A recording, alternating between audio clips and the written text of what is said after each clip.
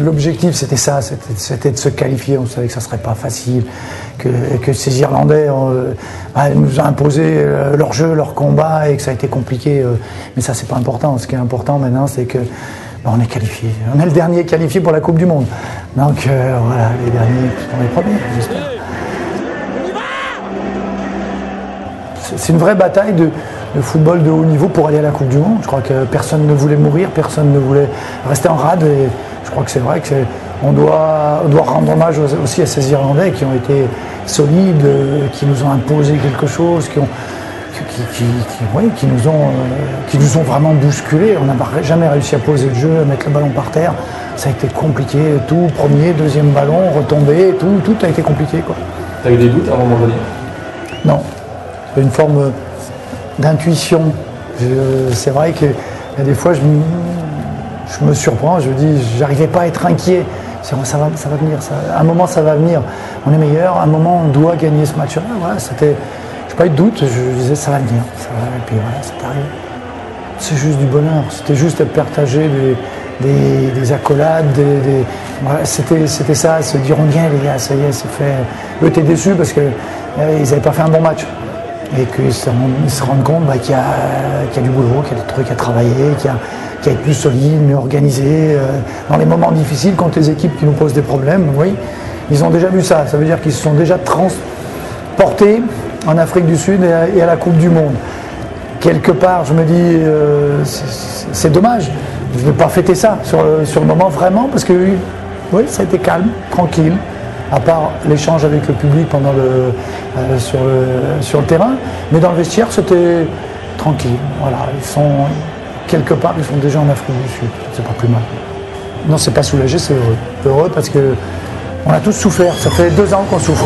Que cette équipe souffre, elle se met en place, elle se construit, il y a des moments difficiles, tous, le staff, les joueurs, les gens autour de nous, chacun dans son coin, tous les spectateurs qui croient à cette équipe de France, qui y croyaient et qui ont eu raison d'y croire. Moi, je suis heureux pour eux aujourd'hui parce que voilà, on peut participer à quelque chose d'exceptionnel. C'est cette Coupe du Monde en Afrique du Sud, tout le monde en rêvait. On avait envie de la faire, on l'a arrachée. Et je dois dire, on l'a arrachée.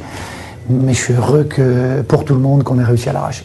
Voilà Raymond Domenech à l'issue de ce match d'hier. Donc effectivement, il est tout simplement heureux d'avoir arraché cette qualification. Quand on l'entend dire qu'il n'était pas inquiet, alors que toute la France était inquiète, mais à un point de se dire qu'on va pas aller au mondial, je peux pas comprendre. C'est juste hallucinant. Il a pas bougé, limite il avait le sourire, et à la fin, il dit c'est normal, je suis content, c'est le travail des joueurs, et limite c'est son travail à lui.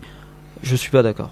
Non mais, c'est juste pas d'accord. Moi je pense que je serais peut-être pas étonné si je prends des risques là, mais attention. Si je J'ai pense pris un risque la semaine prochaine, c'est ton tour. Vas-y. Ouais, je pense qu'il va pas être l'entraîneur à la tête de l'équipe de France pour le prochain mondial. Si, il le sera. Moi je pense pas. Moi je pense qu'il le sera parce que le changer maintenant à combien c'est maintenant qu'il faut le changer. Oui, mais je suis d'accord. Mais après la Coupe du Monde. Après la Coupe du Monde. Non, mais on avait déjà dit qu'on le changerait après l'Euro. Non, mais de toute façon, le président l'a dit. Une fois. Voilà, exactement. S'il se qualifie, c'est bon. Voilà, c'est ça. S'il se qualifie, il le garde, c'est normal. Après, moi, ce qui me dérange un peu, c'est qu'on en a j'en ai vraiment assez de cette langue de bois à nous faire vraiment croire que tout se passe comme dans un rêve, tout se passe comme c'était prévu. C'est pas vrai, on n'a pas été bon. Il dit il est heureux pour ce que les supporters doivent être heureux, doivent être contents et célébrer le truc. On peut pas être heureux sur une qualification comme ça. Alors, on peut être heureux quand on mange une bonne tarte aux pommes de grand-mère, mais pas en regardant ce genre de match. Quand on entend la Scalette qui, pareil, nous fait comprendre que c'est bien, on est qualifié, on a souffert, on a galéré. Le président Sarkozy qui nous fait comprendre que on s'en fout de la manière, mais peu importe. Non, mais ça c'est la langue de bois. C'est normal, je peux comprendre. Ça c'est différent. L'intervention de Sarkozy, ce qui me fait assez rigoler là-dessus, c'est que généralement on a les présidents avant de s'accaparer un événement sportif mettent un jour ou 2 de latence. Non, là c'était tout de suite, il était déjà prêt. Dire avec le micro tendu au coup de sifflet final. TF1, ils sont bien TF1 quand même. Voilà, c'est ça. Moi, j'ai envie de te dire, récupération politique mais instantanée. J'ai envie de te répondre oui, comme dirait Roselyne Bachelot. Même elle, notre chère ministre de la santé et des sports, elle y connaît rien au football, mais elle nous a dit.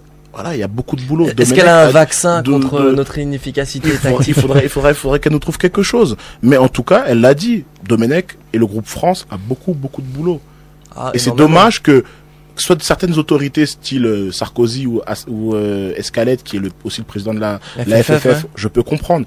Mais Domenech c'est le technicien, c'est le sélectionneur. Il peut pas nous raconter n'importe quoi. Il doit être capable de nous dire, techniquement, ça n'a pas été, tactiquement non plus, physiquement non plus. Alors que tu vois, à la mi-temps ou à la fin du match, il te dit que on doit être heureux et qu'il faut profiter. Moi, je suis pas d'accord avec ce discours. Ce qui revient dans l'idée que j'ai que peut-être on pourra se diriger vers un changement peut-être d'entraîneur, c'est que il y a en place une fronde qui se met en place. Je sais que je me répète, non, mais je suis d'accord. Mais quand on voit même David Astorga, qui est l'homme de terrain de TF1, qui est le type le plus lisse qu'on connaisse, qui commence à leur formater le gars. Mais qui commence à taquiner Raymond Domenech devant le vestiaire en disant de toute façon on voit rien de ce qui se passe à l'intérieur, dites-nous si vous êtes contents. Il cherchait des infos alors qu'on lui en donne pas. Mais parce que Domenech il est comme ça et tous les journalistes en ont marre parce que ils arrivent pas à voir exactement ce qui se passe dans le groupe. C'est justement pour ça que j'ai amené ce bouquin là. Alors justement, je voulais en parler. C'était bizarre depuis le début, il y avait un livre sur la table, ce qui n'est jamais arrivé. Ça nous arrive jamais. En 30 ans d'existence à RBS. C'est le livre de David Garcia aux éditions Danger Public, La face cachée de l'équipe, qui explique très bien pourquoi on a eu ce silence vis-à-vis de Domenech. On avait peur de reproduire l'effet Jacquet. Ouais. C'est-à-dire qu'avant la Coupe du Monde, Jacquet il a été descendu mais comme pas permis. Au moins on a gagné. Et on s'était tu. On s'était tu sur Domenech en disant bon, il conduit peut-être l'équipe à la catastrophe, laissons-le faire. On l'a laissé faire, manque de bol. Il a encore eu une performance astrologique en disant qu'il était en finale le 9 juillet. Il avait donné rendez-vous à tout le monde à ce moment-là. On l'a laissé faire. On se dit bon on est arrivé en Coupe du Monde, mais il faut savoir que c'est les joueurs qui sont allés en Coupe du Monde, absolument pas lui, de par ses conseils tactiques. Ensuite par la suite, il y a eu l'échec de l'Euro, ça aurait été le moment de le virer. On s'était dit il va changer, on lui a mis Bogossian dans les pattes. On a dit il va changer, il va se développer, on va commencer à communiquer plus. Nada, rien du tout.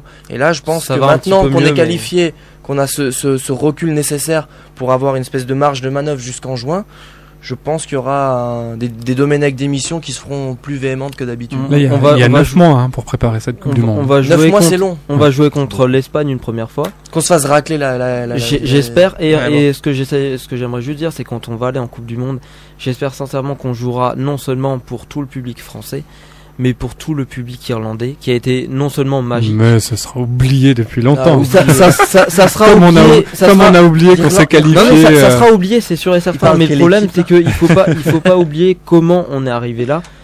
Et je me répète. L'Afrique du Sud sera en avion, je pense. Ouais, non, mais c'est super triste. C'est super parce triste bateau, comment on y est arrivé. Avec Air France. Donc j'espère. Oui, Air France. L'équipe. Non, mais donc sincèrement, il faudra jouer pour la France et pour l'Irlande.